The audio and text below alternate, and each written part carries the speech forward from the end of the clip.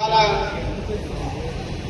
సోదరుడు డంకాటి రామకృష్ణ గారికి జిల్లా గ్రంథాలయ సంస్థ అధ్యక్ష పదవి రావడం, ఈ ప్రమాణ స్వీకారం ద్వారా మిమ్మల్ని అందరినీ కలుసుకోవడం చాలా చాలా సంతోషంగా ఉంది.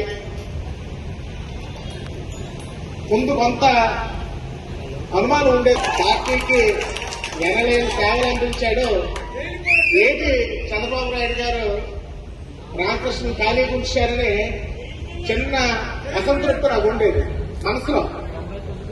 చంద్రబాబు నాయుడు గారి తాలూకా ఆలోచనలు నేను ఎప్పుడు శంకించినా ఎప్పుడు నేనే తప్పు అవుతాను, ఎప్పుడు నాయకుడే కరెక్ట్ అవుతాను. అయితే రామకృష్ణ గ్రంథాలయం చైర్మన్ గా నియమించబడడం మరొక ఉదాహరణని మీకు చెప్తాను.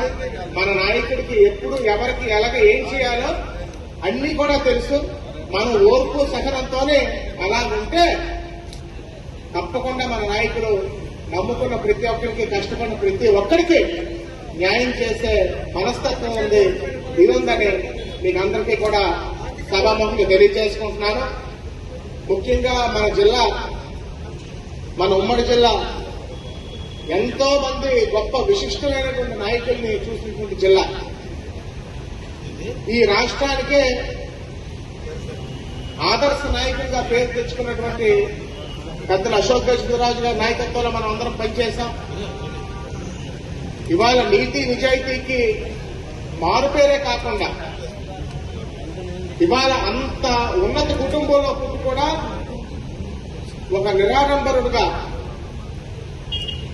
ఎంత ఎదిగినా ఒదిగి అశోక్ గజపతిరాజు గారు, అలాగే మన పార్వతీపురం డివిజన్ లో చూస్తే ఎంతో కేంద్ర మంత్రిగా చేసి ఎంతో విశిష్ట సేవలు అందించినటువంటి మన కిషోర్ చంద్రదేవ్ గారు అవనివ్వండి.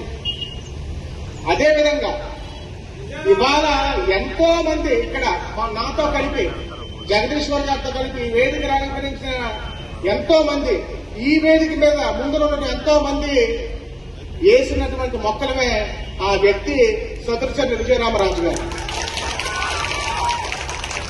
విజయరామరాజు గారు ఇవాళ